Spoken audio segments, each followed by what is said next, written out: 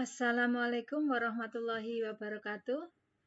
Kita ketemu lagi di video Fisika Itu Mudah. Nah, untuk video kali ini kita akan membahas tentang potensial dan energi potensial listrik. Nah, masih ingatkah kalian dengan energi potensial gravitasi yang pernah kalian pelajari pada pokok bahasan mekanika itu ya? Nah, ingat dulu, kita ingat kembali dulu. Kalau misalkan ini gambarnya bumi, kemudian ada benda di atasnya, maka benda itu akan jatuh ke bumi. Nah, jadi kalau ini adalah benda planet yang memiliki gravitasi, ada benda di sekitarnya, maka benda yang ada di sekitarnya itu akan ditarik menuju ke pusat benda yang memiliki gravitasi. Nah, yang sudah pernah kalian pelajari pada energi potensial gravitasi, kalian pernah mengenal tentang energi potensial, rumusnya adalah MGH. Sehingga semakin tinggi atau semakin jauh jaraknya dari pusat bumi, maka energi potensialnya semakin besar. Nah, ini. Karena apa? EP sama dengan MGH, berarti EP berbanding lurus dengan H. Semakin besar H, semakin besar energi potensialnya. Nah, untuk dalam hal yang lainnya kalian sudah pernah mempelajari tentang usaha. Jadi kalian pernah mempelajari bahwa usaha merupakan perubahan energi. Kalau kita membahas tentang energi potensial, salah satu contohnya misalnya kalian mengangkat benda dari tempat yang rendah ke tempat yang lebih tinggi, berarti ada perubahan energi potensial. Maka kita dikatakan melakukan usaha. Nah, dengan penalaran seperti ini, kita juga akan punya hal yang sama yang terjadi pada benda bermuatan listrik. Nah, kemarin kita sudah membahas tentang gaya listrik dan medan listrik. Untuk itu, kalau kita misalkan punya benda bermuatan negatif di sini, kemudian ada muatan uji yang bermuatan positif, maka muatan uji itu akan ditarik menuju ke benda yang bermuatan negatif yang memiliki medan listrik. Jadi arah gayanya menuju ke benda yang memiliki medan listrik ini. Nah, ini sebelum kita menelusuri atau menganalisa rumusnya, saya kenalkan dulu rumusnya itu adalah EP sama dengan K/Q per R. Sehingga EP berbanding terbalik dengan R. Kalau begitu, semakin panjang atau semakin besar R-nya, semakin kecil energi potensialnya.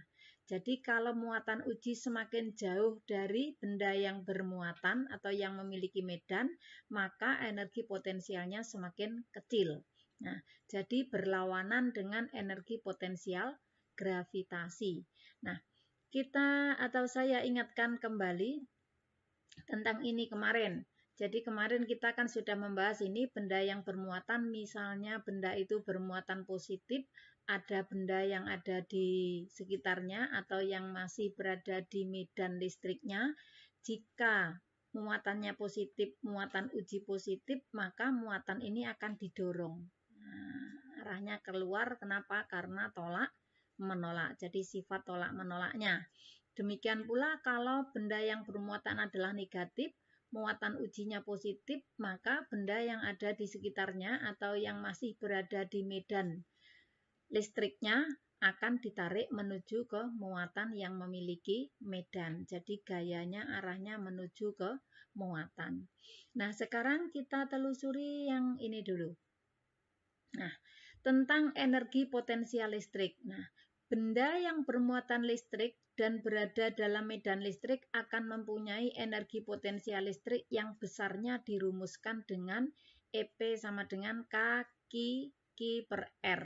Nah, jadi Q ini benda yang punya medan, Q yang satunya adalah Q muatan uji. Jadi kalau bendanya ada di sini berarti R-nya lebih kecil, maka EP-nya lebih besar.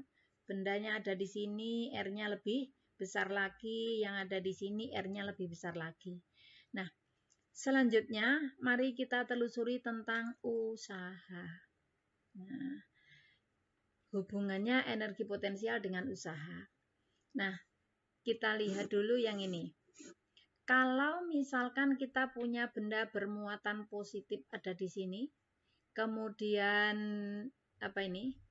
kita ambil muatan uji yang ini. Nah, ini diberi nama titik A, kemudian mau dipindah ke sini, ke titik B. Diperhatikan dulu jaraknya titik A terhadap muatan yang memiliki medan, ini adalah R2. Jaraknya B adalah R1.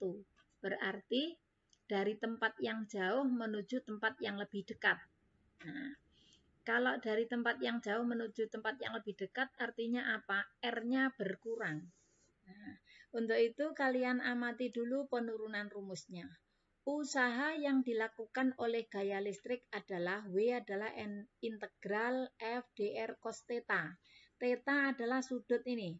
Nah, sudut antara jari-jari muatan uji A dengan jari-jari muatan uji B.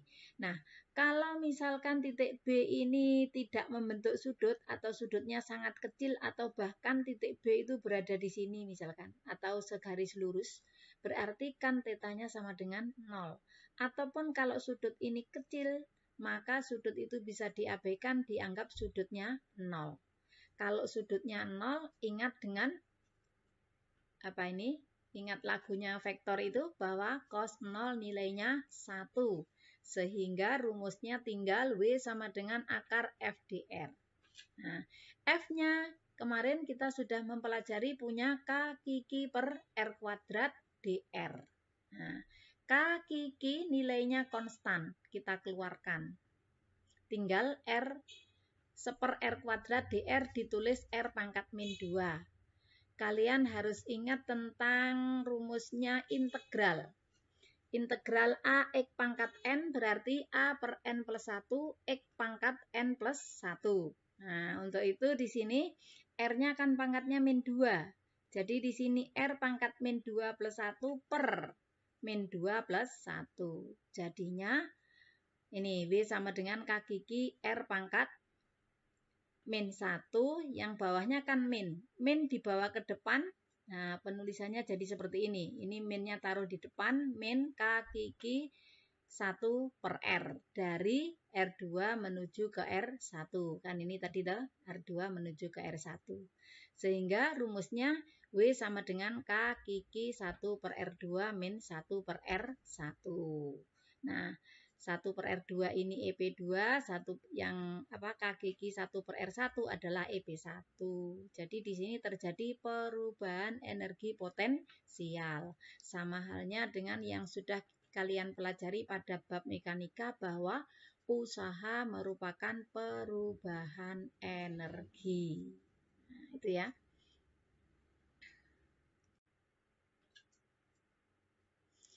Nah, kita lanjut ke potensial listrik.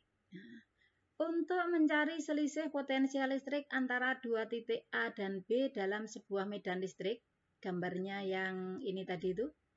Nah, gambarnya sama dengan ini ya. Nah, sekarang yang kita bahas tentang potensial listriknya.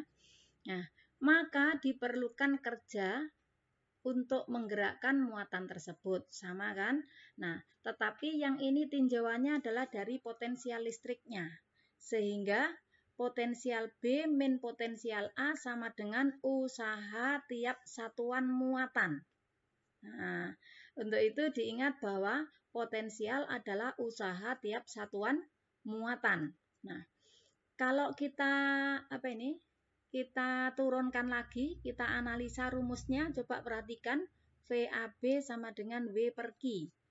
Potensial listrik merupakan usaha tiap satuan muatan.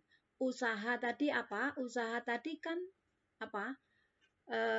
Perubahan energi potensial. Nah, tiap satuan muatan. Ingat perubahan energi potensial tadi apa? Gaya kali perpindahan. Atau kalian sudah pernah mempelajari yang lalu bahwa usaha merupakan gaya kali perpindahan. Jadi kan ada dua. Yang satu konsepnya usaha merupakan gaya kali perpindahan, yang satu usaha merupakan perubahan energi. Jadi ini kan sama. Jadi usaha boleh diganti dengan perubahan energi, boleh diganti dengan gaya kali perpindahan. Dalam hal ini perpindahannya tadi kan perpindahan jarak yang tadi apa? Dilambangkan dengan R, sehingga hurufnya S diganti dengan R. Nah, kalau kita masukkan gaya listriknya K Q per R kuadrat, R yang ini ditulis di sini ini, kemudian Q-nya ini. Nah, R1 bawah kuadrat kan dicoret, klik. Nah, sehingga VAB sama dengan K Q per R. Nah, Q dengan Q dicoret, nah, tinggal K Q per R. Jadi rumusnya potensial listrik V sama dengan K Q per R.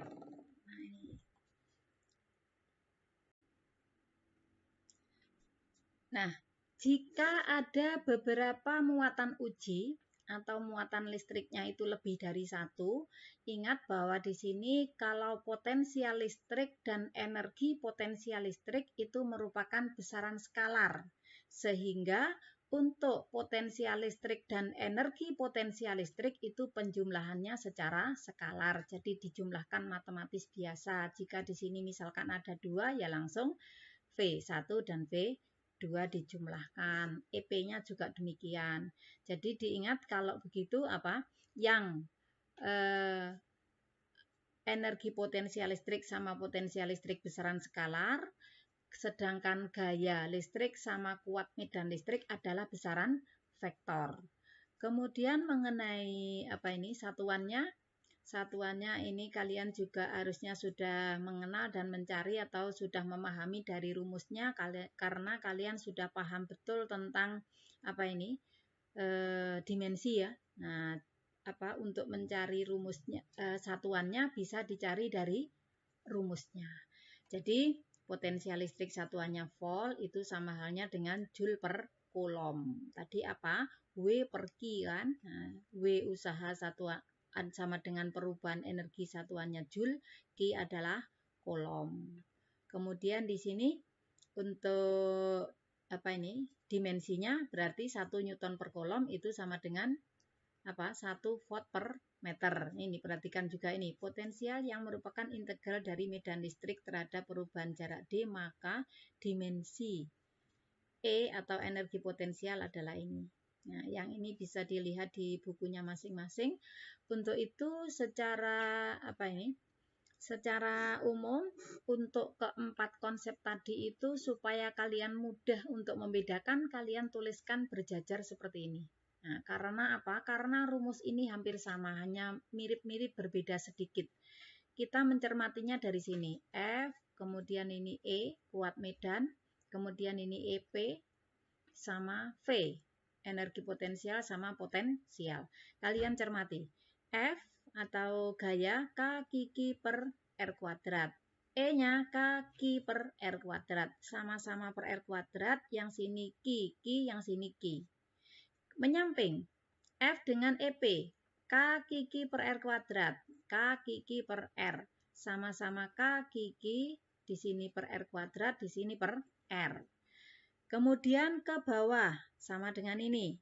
Yang ini K Q per R, di sini K Q per R. Sama-sama per R, yang ini K Q, yang ini K Q. Yang ini menyamping, K Q per R kuadrat, K Q per R. Sama-sama K Q, di sini K Q, di sini R kuadrat, di sini R. Oke, jadi untuk subpokok bahasan medan listrik ada 4 besaran ini yang rumusnya hampir mirip, jangan sampai keliru. Untuk itu kita rangkum keempat rumus tersebut adalah ini. Nah, untuk video kali ini kita akhiri sekian dulu. Ingat, fisika itu mudah. Alhamdulillahirabbil alamin. Wassalamualaikum warahmatullahi wabarakatuh.